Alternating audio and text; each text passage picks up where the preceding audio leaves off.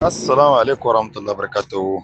To, wani group da ni dai ban da gurbuka, amma zan sa wani aboki na ya tura muku group ku saurari wannan abubuwan da an kai na tsakanin Madama da Saba. Tsakanin Madama da Jafra da Saba. Tsakanin shi ne aka wannan rigima yanzu dai. Hayya da ruhe take dai. Gashi da wanda zai fito daga can Niger cikin watannin ga daga zuwa wata wanga da zuwa wata mai hawa da zuwa wanda wata zai mutuwa, saboda shi wanga ya ce dai magana da wata uku ya ce duk wani wanda zai shirin zuwa gida ya huta maka ne dan samu dan lokaci a buɗe hayya, ko wanda ya to zai zuwa da gida shi ma ya yi hankali a kan shi daga duri ne ya zama ne, saboda ya zama ne wurin uwar shi da uban shi ya kama kai ne masifa wanda bai san kanta, saboda yanzu hayya tun da ta cika da ko ina da gwamnati da shajawa suna iya sa mutum illa, saboda suna ɗaukar mutum sai su ɗauke shi kamar wani mutum ne. Da maganar da wanga mutum yayi haka nan ne nun shi kenan daga nan zuwa Saba duk mai shirin zuwa Saba ya tafi Saba, in ya zo ma kuɗin shi ne kawai zaka sha, saboda babu ya dace babu shigowa daga Saba da Gidron da Saba da bunga da Madama duk babu ya dace mu. Ka kenan mutum ya yi hankali da kai ne, duk wanda zai tuwa daga can Niger ko wanda ya ga nan yace nan daga zuwa wata uku duk wani mai zuwa Niger sai shi shirya shi tayi, wanda zai tuwa daga can kuma shirya shi to, amma yanzu duk wanda ya shirin taya ba daɗi ba daɗi gaskiya har nan daga can da nan, kuma yana ga ko ya ce za a tada yaƙi tsakanin Sudan da Chad, Sudan da Libya Sudan da Libya za a tada yaƙi ya ce, saboda abinda magana shi dai ne kenan, wanga yana ga an kashe mutum 18 ne na fitar, kuma mutanen sojawan Sudan ne sun kashe su kaji to a yanzu ana bincike ta yaya an kashe, saboda menene ake nan abin nan sai an tada yaki tsakanin wancan da waɗannan. Injiri ya ce dai duk wata uku gare yanzu dai kowane ne dai shi yankuri, duk wanda zai taya Niger gaskiya shi yankuri, shi bari kawai har wata uku ga su kare, a kare azumi a kare sallah babba duk wani mai shirin zuwa gida ya tafi, amma gaskiya yana ganin dai da magana da mutum ne yi ai a hankali.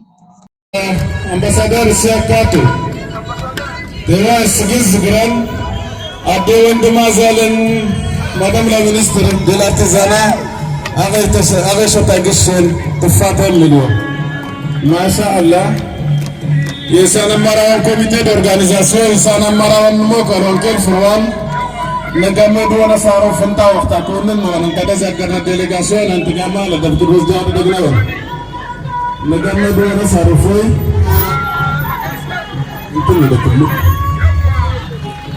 délégation d'Atzak Garfula Ande, Kelfede, Pelavarus, Antenazak Garfula Ande.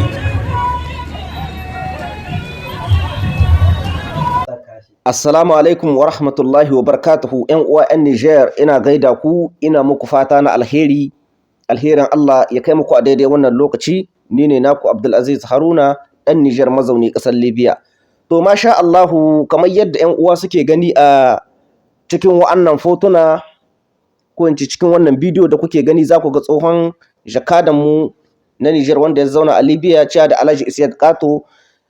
A yau kinnan ranar Juma'a muna 21 ga watan biyu shekara ta 2025, a inda an gayyace sa wajen naɗin wani sarki a cikin jihar Agadez, a wani gari wanda ake ce ma Adarbi Sanat a cikin jihar Agadez.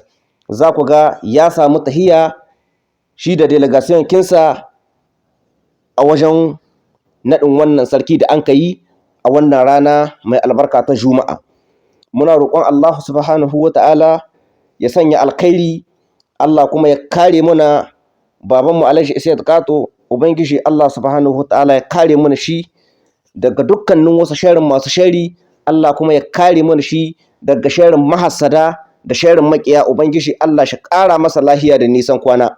Wannan sarki da aka naɗa, muna roƙon Allah subhanahu wa ta'ala ya ba sa ikon sarkin nauyin da Allah ya ɗora masa na jagorancin al'umma wannan gari na Adarbi Sanat, kamar yadda idanunku suke gane muku kenan, inda za ku ga Alhaji Isiyat Kato babanmu ya samu tahiya wajen naɗin wannan sarki. Muna masa fatan alheri, muna fatan Allah ya kare mana shi, saboda mu Isiyat Kato ba za mu manta da shi ba, dare da rana wannan bawan Allah yana a cikin zukatanmu.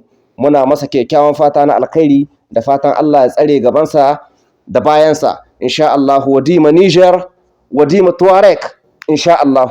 Allah ya ɗaukaka Niger. Ina muku fatan alkhairi, jinjina ta musamman zuwa ga ƴan uwan mu buzaye Tuareg. Muna muku kyakkyawan fatan alheri insha Allah. Wa assalam. Naku ne Abdulaziz Haruna ɗan Niger wanda yake zaune a Libya.